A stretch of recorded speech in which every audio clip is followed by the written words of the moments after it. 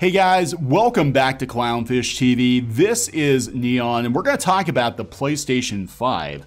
Now, we're not going to talk about the controversy regarding the PS5 and how to obtain one or how you couldn't obtain one. We're not going to talk about the PS5 and concerns people have over privacy and censorship. I think those are legitimate concerns. No, we're going to talk about how the media is given a review unit and they have to make it political. That's right, Kotaku is given a PS5 to review objectively, and they turned their review into a very sad article about the state of the world. So if there ever was any doubt whatsoever that game journalists think they are Pulitzer Prize winning real journalists, this is definitely going to make that case, I think. I couldn't believe it. I had a couple people on Twitter send me a link to this article, this review that's not a review. And we're gonna read some of it, and I'm just going to shake my head and wait for Kotaku to basically blow up at this point. They're not bringing in the ad revenue.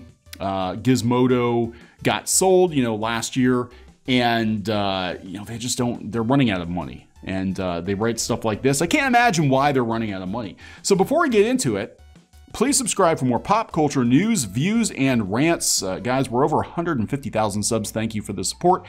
Geeky is not going to be in on videos this morning. She's out and about again. She gets out more than I do, but hopefully she'll be back soon. And yeah, let's take a look at this. Coming from Kotaku, this is their official PS5 review. PlayStation 5, the Kotaku review. And the first paragraph, this is coming from Ian Walker. Ian Walker, who is, I think, yeah, he's pretty political, if I remember right. I think I've checked this guy's Twitter out before. But this is the very first paragraph of the official Kotaku PS5 review. I'm sitting at my desk, staring at the PlayStation 5 looming over my media stand. Entertainment Center is a little too grandiose for the small piece of Target furniture that holds all my gaming stuff, and wondering how the hell I'm going to review this thing.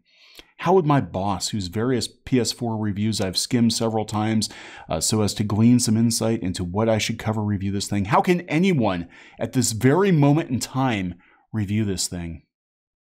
So they talk about the basics. They talk about the technical issues, right? They talk about that.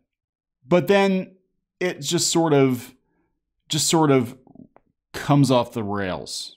So after reviewing the technical specifications of the PS5, which I think he did an okay job, here's where we get into it, right? This is where he editorializes. Does it really matter? All those tech specs? Does it really matter? This review has spent 3,000 words talking about the PS5, which is the most I've written about anything. It's as good a video game console as there's ever been. The combination of ultra-high definition video, increased frame rate, high-end graphics techniques like ray tracing and lightning-fast SSD make it feel like a real deal next-gen successor to the PS4. All right? But I'd be remiss to ignore all the reasons not to be excited for the PS5. The world is still reeling under the weight of the COVID pandemic. There are more Americans out of work right now than at any point in the country's history. Is that true? I don't know if that's true. I might need to fact check that. I don't know if that's true. With no relief in sight, our healthcare system is an inherently evil institution that forces people to ration life-saving medications like insulin and choose suicide over suffering with untreated mental illness. This is a gaming console review, right? This is? No, this really isn't. This is gaming journalism. This is pop culture journalism. This is what we talk about. Maybe people wanted to get away from all of the sadness in the world and just read about the PS5 because they're hoping to buy one to escape the harsh reality of life.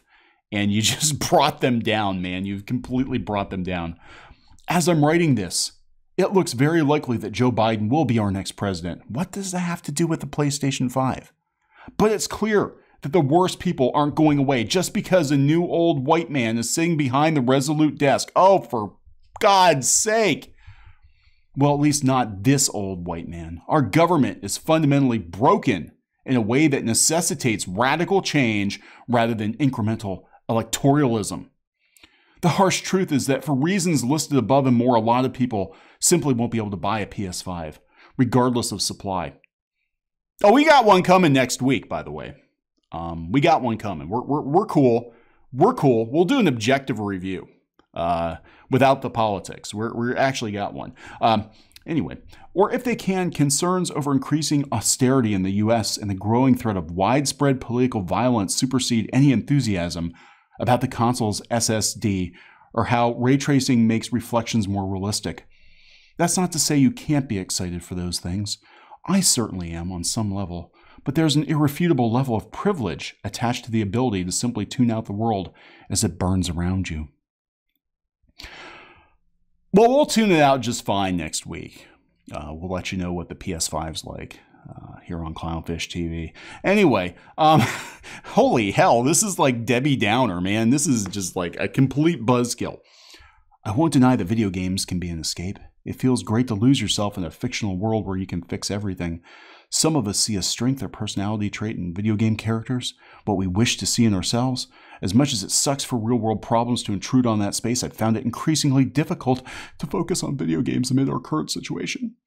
Many nights, it's all I can do to play a couple runs of Splunky before collapsing into bed for a few hours of doom scrolling and restless sleep. And I know I'm not alone in that feeling. We are collectively tired, and for good reason. Sony and Microsoft chose a hell of a time to release their next-gen video game console. I think the PS5 is a great machine, but it's tough to recommend when folks are literally fighting for their lives while residing in the richest country in the world. I was very lucky to receive a PS5 for the purposes of this review, despite the fact that I'm comfortable enough to have bought one on my own. If you're in the same boat, I encourage you to grab the console and see what it's all about for yourself. Wait a second. Hold the phone! You just got done saying it's very privileged of you to pick up a PS5 when people are literally dying in the streets and can't afford medicine. But now you're like, if you can get one, get one. If you aren't, don't feel like the PlayStation 5 would change your life. It's just a video game system. It's not going anywhere. I'm looking forward to a time when we can all chat about next generation gaming on equal footing without a dozen daily crises looming over our heads. Until then, let's focus on what's truly important, even if that means dipping out of the next gen hype machine for a bit. Excuse me. I gotta go to Medium. I gotta go to Twitter. Holy hell. Holy hell. I gotta tell you. Sony, I would not be happy. You're already suffering from kind of a PR black eye at this point. I would not be happy with giving Kotaku a PS5 console to review and it turning into some editorial about the state of the world, because now people are going to attach negative emotions to your console. I really would not be happy about that. I can't believe they did. I can't believe, is there an editor at Kotaku? Is this guy an editor too? I don't think he's an editor. I think he's just a writer. I can't wrap my head around this. I've run multiple publications. I've been a newspaper editor. I've been the editor at multiple websites. If somebody turned this in and they editorialized a review like this, you know, where it got weirdly political and just fucking weird all the way around, I probably would cut them loose. I'm just saying, because the whole purpose of this, again, it should be escapism. Yeah, a lot of us know the country sucks, okay? Things suck right now. The world kind of sucks right now. It's very stress-inducing. A lot of people just want to buy a PS5 or an Xbox, whatever, just to get away from that. And these game journalists keep, inserting politics into pastimes. That's what all of this is about. That's what we rail about all the time. And it's not just the video game journalists. I mean, we only talk about gaming a little bit. But it's all the pop culture journalists, the comic book journalists, the anime journalists. You know, they get weirdly political. They really want to be writing political articles for another publication and not doing this fun stuff. And so what they do is they bring their political baggage to hobbies, to escapist entertainment. I think we all can agree. I don't care what side of the aisle you're on. I don't care what your politics are. 2020 has been a bullshit year. It's been horrible. If we could re-roll it, I wish we could. That being said, you're being a real buzzkill, and I can't believe that Sony would hand a console to somebody that was going to turn a basic review into a political manifesto. You know, but maybe Sony's on board with that too. But, you know, why would they be? Why would they be? Because I'm like, they want to sell these things. You know, they want to sell these consoles. They're not cheap.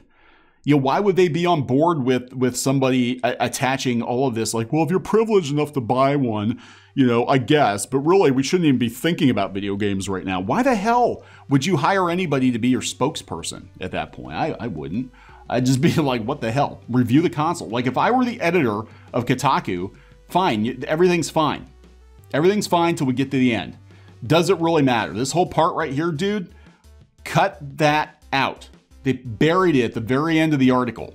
Ian buried it at the very end of the article. Cut that whole shit out because it's not relevant to the review of the console. And if you want to wax on the current state of the world, do it on Medium or Tumblr or something, but not when you're working for a publication that's paying you to just review a console. And I've run into this before. We've run into it before with, you know, people even writing Disney stories and stuff, and, you know, talking about Disney, that they've gotten weirdly political about things. And it's like, people are just looking for the news. They just want to know what you think of the console. You don't have to tell them what you think about the state of the world, you know? So this is it, guys. This is why fans get so upset with these outlets, these media outlets, because this is what they do. They find a way to make all of our hobbies, our escapist hobbies, be as miserable as possible. And they make sure that they constantly hit you upside the head with politics, even if you're on a site that has nothing to do with politics, because you want to get away from it.